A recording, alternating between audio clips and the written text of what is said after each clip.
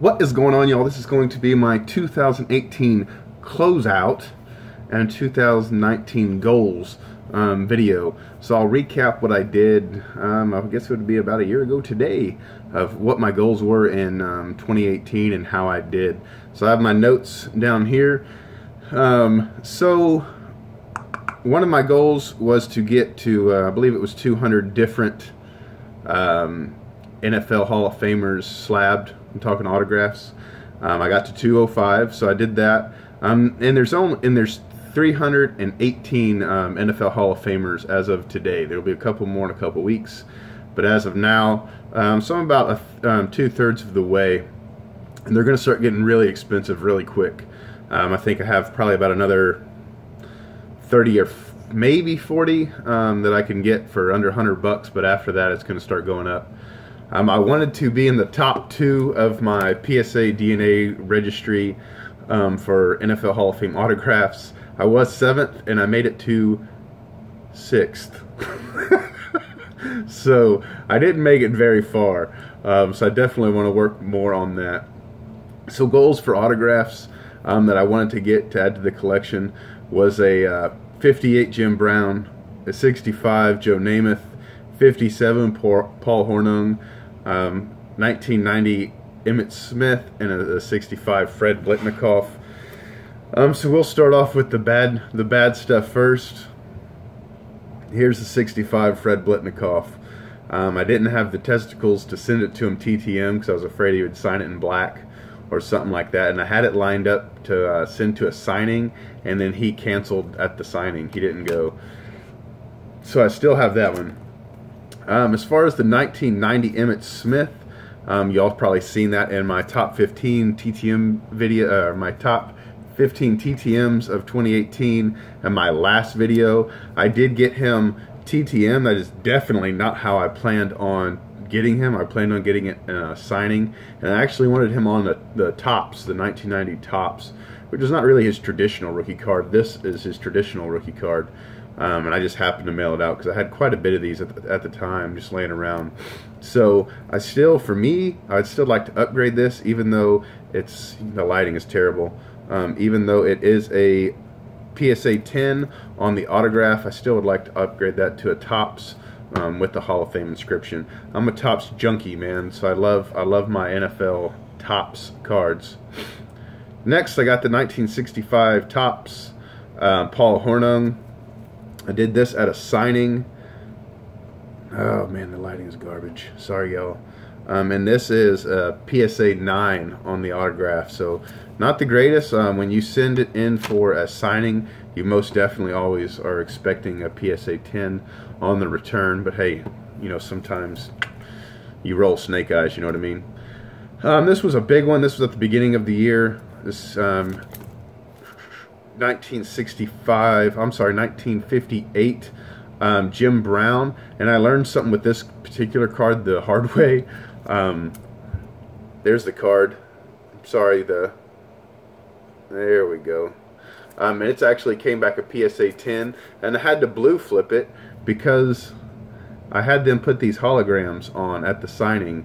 As an autograph collector, I don't necessarily care too much about the actual card itself as far as damage or anything, and I wanted these holograms on there as kind of double or triple autograph authentication.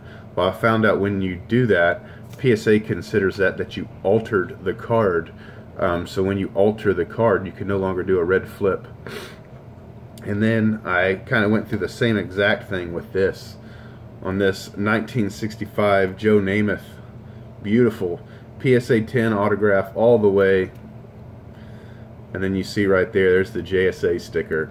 So same thing, I couldn't get this red flipped. So it is what it is, kind of crappy. Going into 2019, I said, I got my notes here and I said I want to be in the top 3 of the NFL Hall of Fame autograph in the registry. I think it's doable.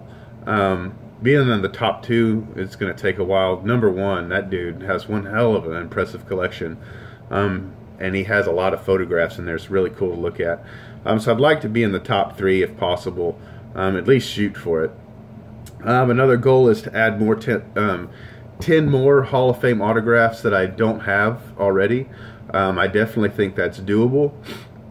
That shouldn't be too tough at all. And I want those 10 to exclude the class of 2019, because that's a goal that I've kind of set for myself anyways every year, is to get all of the active class members of that particular year during that first year of enshrinement. And that way I'm not playing catch up down the road.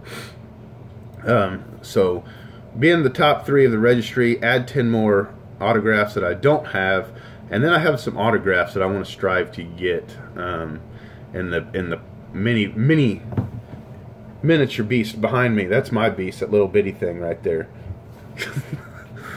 Some autographs that I'd like to get is Tom Brady. I'd like to get him on a just a 2000 rookie card. I am kind of finicky. I don't want him in a freaking Michigan Wolverines uniform. So I want him to sign something in a Patriots uniform, or the Patriots sweatpants, or whatever those damn cards that he has out there. Next is old Moosehead himself, freaking Troy Aikman, or Horseface. I need him for the set, so I'd like to get him. Franco Harris, he does a lot of signings, so I think that's going to be easy. Curtis Martin, he does maybe 1 or 2 signings a year. You can catch him here and there. This next guy's really freaking tough. Art Monk, really freaking hard, man. There was a signed rookie card with inscription on eBay when I was on deployment, and I just couldn't go after it. There was too many freaking, basically it was Probstein. Somebody consigned basically a ton of NFL Hall of Fame autographed rookie cards.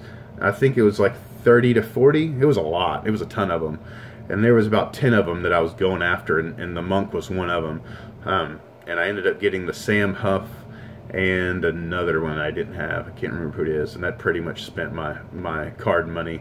So I think that Monk ended up going for about $2.25, $2.25 or so. I'd love to add him, man. He's a tough one. And next, last but not least, is Joe Montana. I've noticed over the past probably 3 or 4 years, he's been doing less and less show signings. So I'd like to get him, and I've noticed his signed rookie cards are freaking going up like crazy, man. So I would like to get him on a signed rookie card at a show before he's one of those Bill Russell guys that when they go to a show, a signed rookie card is its own category. I think that's also going to be the wave of the future. I bet you in the next 5 to 10 years, you go to these shows, and a lot of these players, they're going to have a flat, they have flat price and a premium price. And I think that you're going to start seeing more and more players with a signed rookie card price. I think that's going to be the next thing. I was right on the big wave of people wanting to start collecting Hall of Fame rookie cards.